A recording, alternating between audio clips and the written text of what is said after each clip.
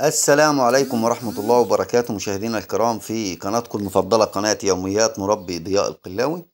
زي ما وعدت حضراتكم دايما إن شاء الله في كل حلقة جديدة هنقدم لكم معلومة جديدة تفيد حضراتكم وتكون بكم للأفضل. والنهاردة هنتكلم عن فيروس خطير بيقابل كل المربيين سواء في التربية المنزلية أو في المزارع. هنتكلم عن الفيروس ده بالتفصيل. هنشرح لكم ايه أسبابه، أسباب ظهوره، تتعامل معاه ازاي لو لا قدر الله جالك، تتعامل ازاي في عنبرك علشان ما يجيلكش. واحنا النهارده ان شاء الله هنتكلم عن الجمبور. بصوا يا جماعه، الجمبور يعد مرض من اخطر الامراض اللي بتصيب الدواجن. مش عشان بيعمل نافق بس، لا، لانه بيسبب اضرار كتير جدا للقطيع بتاعك، وبيسيب بعده اثار قويه جدا، وبيكون سبب لفتح ابواب المشاكل المرضيه كلها خلفه. لانه من الاخر كده يعني بينزل المناعه بشكل خطير جدا. بيكون الطائر بعد عرضة لجميع الأمراض سواء ميكروبية أو فيروسية. بالنسبة لي شخصيا يعني أنا بعتبر التحكم في الجمبور من أهم أسباب نجاح الدورة والوصول بها لبر الأمان، لأن خطورة الجمبور مش بس في الخسائر المباشرة، شوية النفع اللي بيعملهم ولا كده، لا، ولكنه بيقلل كفاءة كل التحصينات، وبالتالي بتكون مناعة القطيع ضعيفة، وبيفتح المجال لأمراض تانية زي النكاسل بقى والاي بي والانفلونزا والحاجات دي كلها.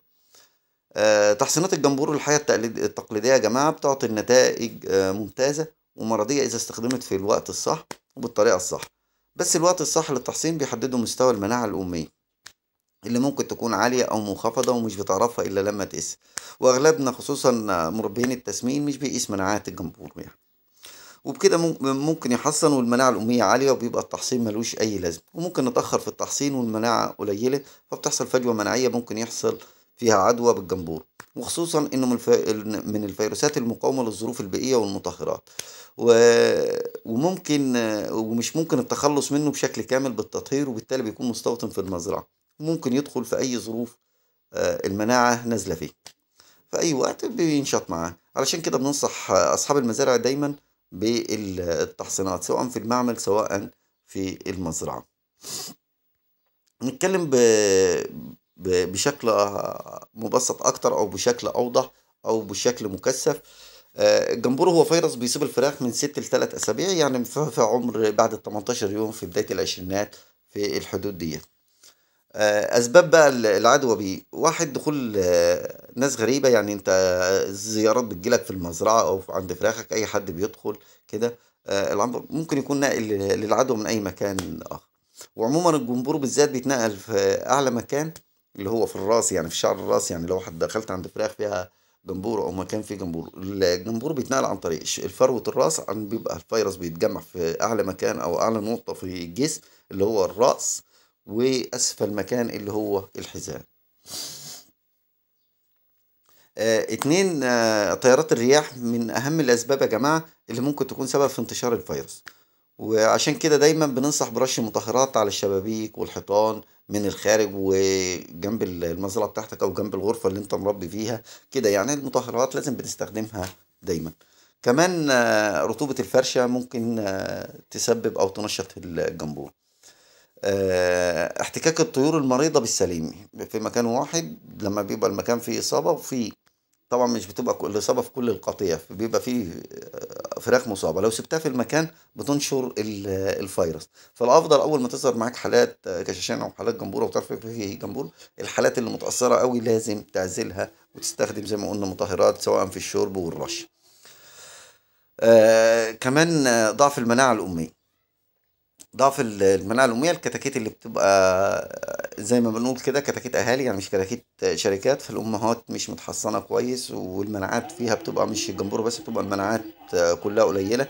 فعشان كده دايما تلاقي أوقات كتير بيقابلك كتاكيت بقى فيها مشاكل كتير من بداية الدورة، بتبدأ بإسهالات، بميكوبلازما، تدخل معاك في فيروسات بعد كده سواء جمبور أو نوكاسل أو انفلونزا. دي كلها أسباب يعني من أسباب الإصابة بالجمبور.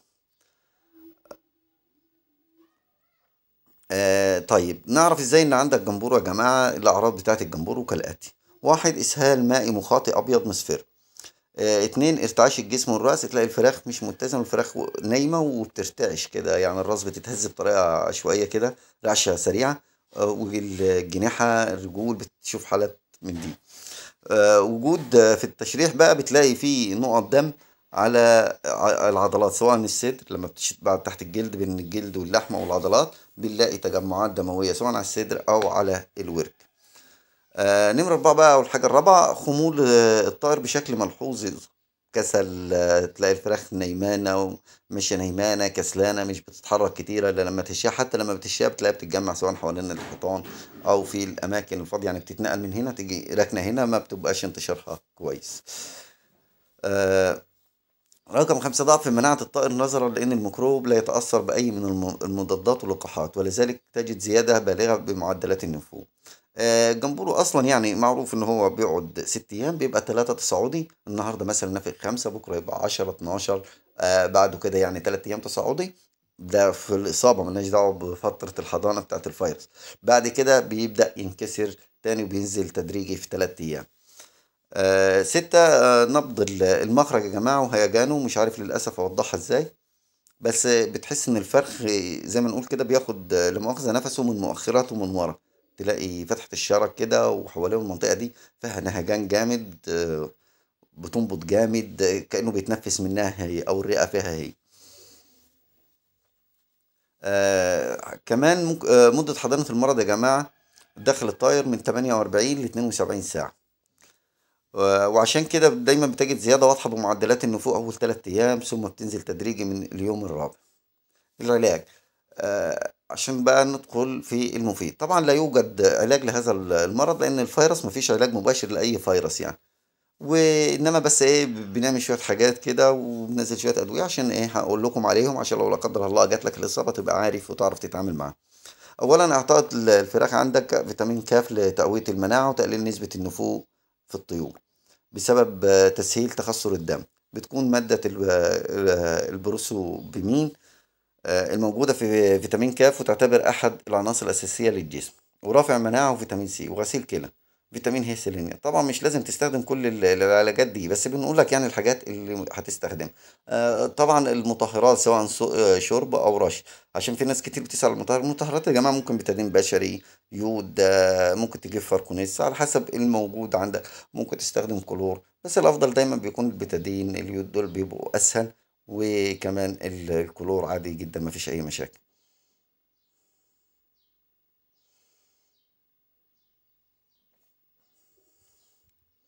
عموما دي الاهم علاجات، يعني بتجيب نتائج واضحة معاك في فراخك. بنستخدم منها كم نوع اللي متوفر عندك، لو الإصابة شديدة استخدم منها أكبر عدد، بس إيه بتنظم الجرعات بتاعتك. وطبعا زي ما قلنا احنا أهم حاجة يا جماعة مطهر زي الكلوروكس، لأن المرض قوي جدا لا يتأثر من المضادات والمطهرات الأخرى. التيتش فور كويس جدا، الفوركونيس شرب لمدة 4 ساعات ورش كده يعني. وإن شاء الله بإذن الله يا رب أكون شرحت لكم النهاردة الجمبور بصورة واضحة. أتمنى إن الحلقة تنول إعجابكم، تزيدكم وتعلمكم أكتر، تبقى أنت عرفت فيروس زي ده. وإن شاء الله في الحلقات الجاية هنتكلم عن فيروسات أخرى علشان نقدر نساعدكم ونفيدكم إن شاء الله بإذن الله تعالى. بكده أقدر أقول لحضراتكم السلام عليكم ورحمة الله وبركاته.